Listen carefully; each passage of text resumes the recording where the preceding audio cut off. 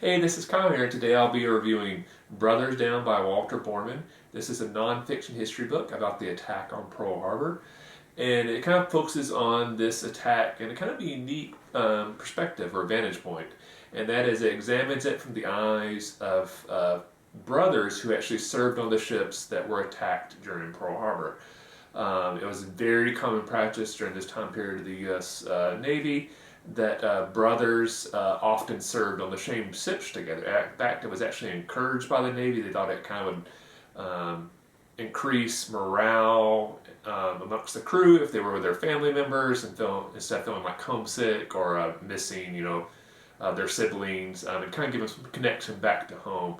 And they also thought it'd kind of increase, I guess, their ability to work together closely, obviously, if you're related to each other and stuff like that. So it was very common practice for people to sign up for the Navy, and then once, one brother was serving on a ship, the younger brothers, as they signed up, could request to serve on the same ship. And if it was at all possible, the Navy would make that happen. But the drawback to that is quickly seen through an event like Pearl Harbor, where you have a mass casualty event during a battle, and you basically have entire families wiped out. Or you have situations where one brother survives and others don't, and then the brother that survives has survivor guilt. In a lot of cases, this book examines things, like an older brother that encouraged his younger brothers to sign up and serve on the same ship, and the older brother survived, but his younger siblings did not, and he then kind of has to deal with the guilt, like, I was the one that convinced them to do that.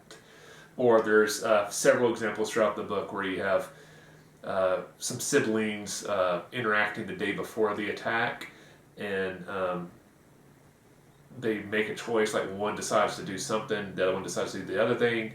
And because that one simple choice, one survives and one doesn't. A couple of examples are a lot of members who served in Pearl Harbor, a lot of times their wives moved to Hawaii to be closer to them, and so they were allowed on the weekends, a lot of times, to come off the ship and spend the weekend with their spouses.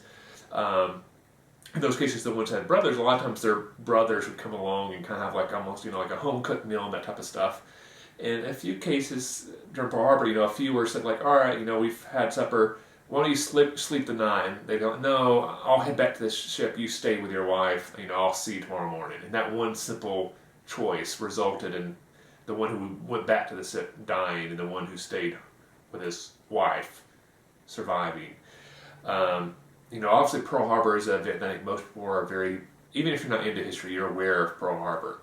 But what I enjoyed about this book, and it was very moving, is it took a look at this historical event that we all know so much about, but examined it from a very personal perspective, where you're kind of getting to know these families, why they signed up, what the brothers' personalities were like, what their relationships were like, and then knowing is you're getting to know these individuals that, like, a lot of these are not going to make it. And when you get to the part of the book where it starts detailing the attack and who survived and who did it and how individuals passed away, it is absolutely heartbreaking. And it definitely makes the event even more real. Because I think a lot of times we deal with historical events that are now so far in the past, a lot of times, even though we know they're real, they don't really feel real.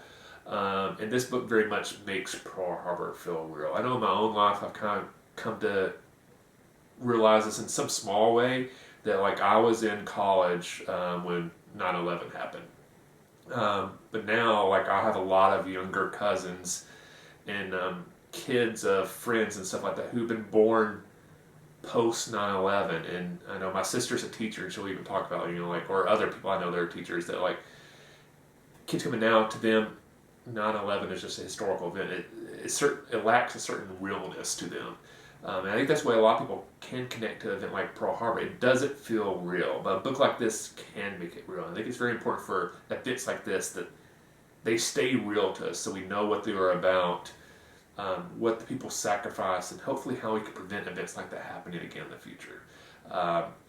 So if you enjoy nonfiction history books, if you like books about World War II, this might be a book you might want to check out. I will warn you, obviously, it can be very upsetting because you're reading about people throughout it and getting to know them very well. Then, like, like, this person's not going to make it. So if you're not able to deal with that type of stuff, maybe this is not the book for you. But if you think you can read that type of book, I would highly recommend it. It's a very moving and a very powerful book. So I would certainly recommend Brothers Down by Walter Borneman. In the comment section below, let me know, is there some sort of nonfiction history book that you read about an event that to you made it feel a lot more real, and instead of a historical event, it actually kind of connected with you more on a personal level? Let me know in the comment section below. If you enjoyed this video, please hit that like button. I appreciate the support. If you haven't yet, please subscribe to the channel. I have a very small channel, so every new subscriber means a lot to me. So if you haven't, please subscribe. I really would appreciate it. Hope you enjoyed this video. See you next time, and happy reading.